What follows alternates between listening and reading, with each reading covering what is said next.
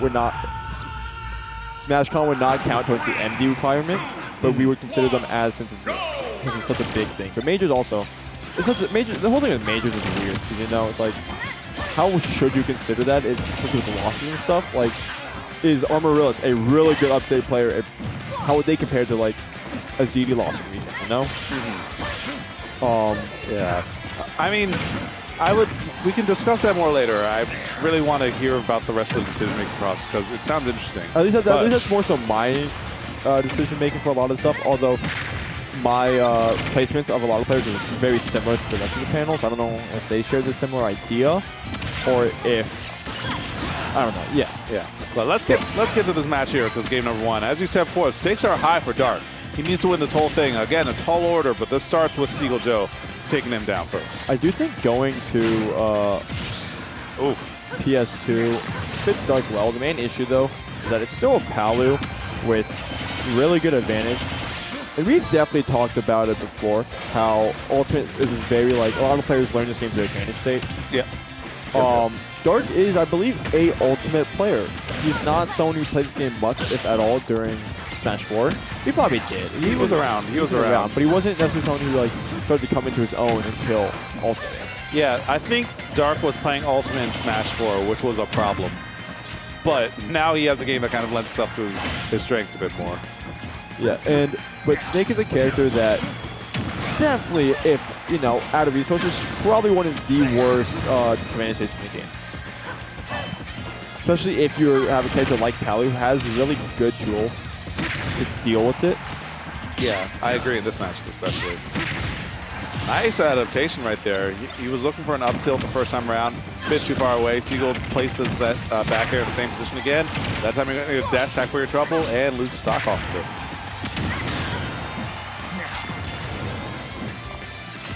But we can see right now, even up the stock count, so that means these grenade trades are going to be going in Dark's favor. And one thing to note about this matchup, he's dead, but Snake can crouch underneath most of Palu's main tools. I've talked about the weaker Palutena quite a bit, and Snake, if I remember correctly, has the same crouch speed fit or just a unit taller. It's actually to be quite a bit in terms of what Snake can crouch under, because that means if it does share the exact same crouch height, oh, you're dead. Oh, super. Means that you crouch underneath bear, grab, and dash attack. The problem is that means Dark has to play in crouch. Well, I mean, he won't have to play in crouch when he's in the ground, because he can't get much lower than that. It's not even in the ground. He just goes into unlimited air at that point. Yep. He goes so far into the ground, he's going to be respawning on a different stage. Yep. So GG go next moment as Dark has to go back to the drawing board. Seagull Joe doing his thing. And again, chugging Monster at 10-19 PM on a Tuesday Built night. different. Built diff, Dark diff. Alright, so game number 2 off the Hollow Bastion. And again, this is one of those feast or famine stages for Snake, I feel. I said it before, I'll say it again. Like, this stage is kind of like hard to land on or land as, especially a character like you were saying before, like Palutena, who can just juggle you for eternity. Yeah, but we've seen Seagull's comfortability on the stage. We saw it against Cheddar earlier, that he knows how to abuse Palu's strength on the stage pretty well, which is extending your combo. You talked about the same with like Wolf, that Palu is able to extend her combos onto the flash pretty well. Yep, that is true. That is true. It really says something about like the kind of play that Dark tries to cultivate when like all the characters he's picking the stages on have a better combo game than he does, but he's still finding ways to like claw away wins here. Although to be fair, Snake isn't really a combo character. Yeah. He's mostly just, I do a lot of damage to have a frame 1 grenade option, and just hope you mess up more than I do. Pretty much, that's the name of the game. And right now, Seagull Joe is not messing up as much as Dark would like him to, I'm sure. Going for a Electron back air. Back air won't be enough to do it just yet. This guy's heavy, but you're going to have to land against Palutena. That's a one-sentence horror story right there. High percent landing against Palutena. You wake up in a cold sweat. Your sock is gone. Yep, and Dark gonna send him to the other side of the stage. Gonna try to set up this ledge trap once again. And that was good coverage. We're going for the dash attack instead of the up tilt, which definitely would have taken it. Oh, look for the roll behind up tilt. Kind of showing signs that Dark just wants to get this over with as soon as possible. Seagull Joe thrives in those situations, though. He loves it when players try and take him out too quick. Yeah, Palu's definitely a character that also benefits from that as well. Oh, that was so smart. Oh, he getting in there on the ground. And yep, good air dodge out. Seagull's going to be up smashed in the other direction.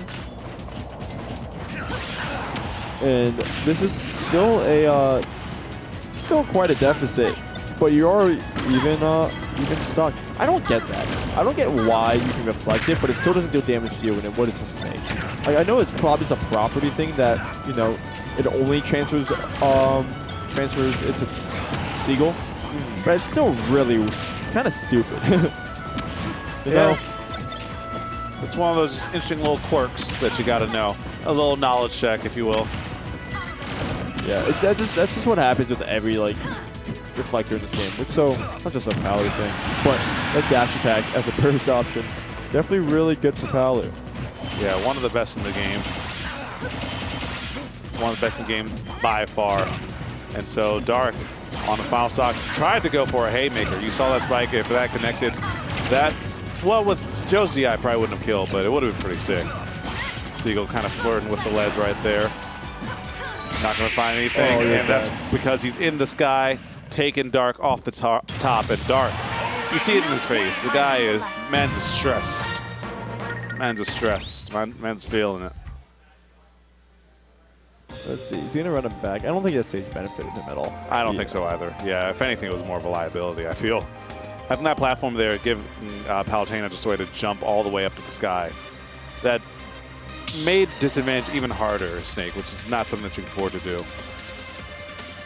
Stop the battle. All right, game 3, Seagull Joe up 2-0. It all comes down to this. Dark's PR hopes lie on this. PR being top 10 is a bit more competitive this season, so let's see if he can kind of carve his way into there or just try again next season. Here we go. And we can see right now that Dark is still struggling with what he did on the other stages, which is dealing with a lot of Palutena's mid-range game, with a lot of the fast options that he has, and the fact that he's not able to get his grenades out to do grenade things. Yeah, Snake without grenades is like a peanut butter without jelly, you know? Like, it just doesn't, well, you know, I haven't had example. one like that. So is it really, I guess, like, is it really like a bad commercial jelly? It's hard to mess up jelly. Yeah. It's like you put enough sugar in it, and it's gonna be fine. God, shout out to like the peanut butter jelly spreads that are. There's the up tilt though. Shout out to like the peanut butter jelly spreads that are just in the same container, the same jar. Efficiency. Shout out to Smuckers. Yeah. And Dark getting one of his first leads of the set. Potentially short-lived though. Yep. It will be. Still a lead though, and you started pretty rough. So taking that first stock is gonna be really good for your momentum, especially if you can keep it going. Which, hey, oh no, there's the fair dash attack. Yeah, I like how Dark's playing right now. He's not overcommitting. He's just kind of playing his zone. And both these characters are pretty good at zoning, but the thing is, Dark has these parries on lock. He has a lot of these punishes on lock. And he has the reads there, too. Bruh, I respect that. For that. I respect that, though. Oh, he missed attack. He's going to be fine, yeah. But here is where Dark has to, how important Dark's neutral is. Because you're not hit by that much. In fact, you just lost your jump, I'm pretty sure. Oh, almost got sent to the blast zone with that spike, too. God, I consistently... Oh, good up smash to cover the lack of roll there. But... Oh, when did that get placed there? I didn't even see it. A few seconds earlier. Seagull just forgot. You actually could be dead there. Yeah, that sucks. There's your lead. And it especially sucks because, like, you don't want to DI away because if she hits you with anything other than a down tilt, you just explode. But you have to DI away there because otherwise it's just a guaranteed forward air or back air and then you're dead. Yeah, and here's why having that lead is so important. Because now, well, just like that, you're brought a lot closer. But your momentum got halted quite a bit. Oh, got hit by your own grenade. You can't afford to be taking that. Maybe it was tactics to get some more rage, but again, the jab mix-ups doing Dark no favors in these high-level sets. But that grenade's going to buy some space. Whoa, he snuck right in there and actually kept himself alive. Dark looking a little bit diff this time. Keeping his PR hopes alive. He does still have Friday, but you don't want to rely on a different day. You want to make it now. Yeah, especially since, does the season end like Friday or the Saturday? The season ends on Friday. Okay, yeah. The grind will be the last MV. Hey, he's finishing that off. Yeah, now or never. Chug that 10:30 p.m. monster. Couldn't be me, but go off. Do you have work tomorrow? Probably not if you're doing this. It's probably like a late shift. Probably a late shift. Yeah, hopefully afternoon. Go! But it all comes down to this. Will Dark stay alive? Will we get a game number 5? Will Seagull Joe get on into losers round to square off against Dexter? And you start just kind of. We go back to PS2. So similar layout, and this more spacious means there's more space for Seagull to get around those grenades and keep his space. Yep, keep that space because you don't want them in your face. And right there. Okay, another reflect come through. I love that crouch. And whoa! And that was a good parry. That move is -2 on shield. And so if you get stuck in the shield, you're not punishing that. But the fact that he was able to not only parry, but then you can escape from it earlier. Yeah, that was actually I think that's the first time I've seen explosive flame get punished in that way.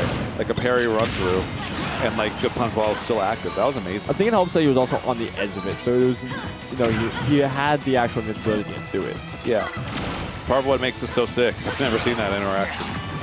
Ultimate's it's a big game. Yeah. There's so much, so many things to be seen. And that's, hey, that's the first. It's the first. Nice. Gets the nair and up tilt. One of my favorite confirmed to see on Palutena. Up tilt's been buffed several times. They were saying, please use this move, please. And Seagull Joe will oblige.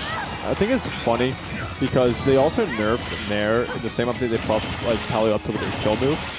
But they nerfed it and made it a confirm into up tilt, which is very funny. Like, okay, sure. They can no longer deal 50 damage. Instead they do 39. Oh. Yeah, gonna get the up tilt, and that's gonna take the stock. But yeah, they only do 39%, but now you get the kill confirm. Like, great. She needed it like that. Yep, she needed it. But again, I mean, we saw it a little bit earlier. I think one thing that's especially Dark's undoing is these down tilts at the ledge. He's just wanting to not be in these situations, mind to want to get like caught up, and he's holding in, and then he just ends up dying for it. Great grab right there from Seagull. I like the trigger discipline by Dark to not give up any air dodge. Good catch, and he was not ready to DI that one whatsoever. Yeah, I wasn't ready to recognize that hit. Like, he just ran up and did it. Great call out. Just do it. Yeah. It just works. It just works, just if you believe in it. And that's what Seagull Joe's good at, just believing in his character, believing in himself, honestly.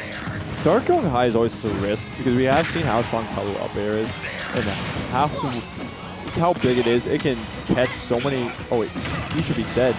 That explosion might have saved. I don't. Well, Joe might have teched that. Joe probably would have teched it. Probably, but I was a little worried for him.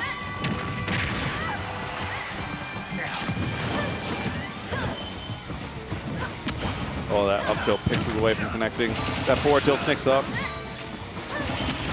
And now you're in the blender even more, 70%. Snake can afford to take it for a bit longer, but I think if you're above 100, yeah, next stock's gonna suck, dude, if you get there. Oh, but wait, you're dead. You don't have a...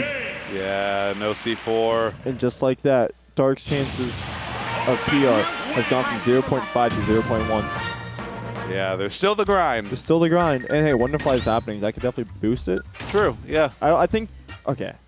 So now that we're at this point, I think I want to talk about the PR for a bit. So we did narrow it down to 10, mostly due to the fact that MD did not show up this season whatsoever. That's true. There was such a big gap between basically the top 12 players in the region and then the rest, where would be the rest of the 15.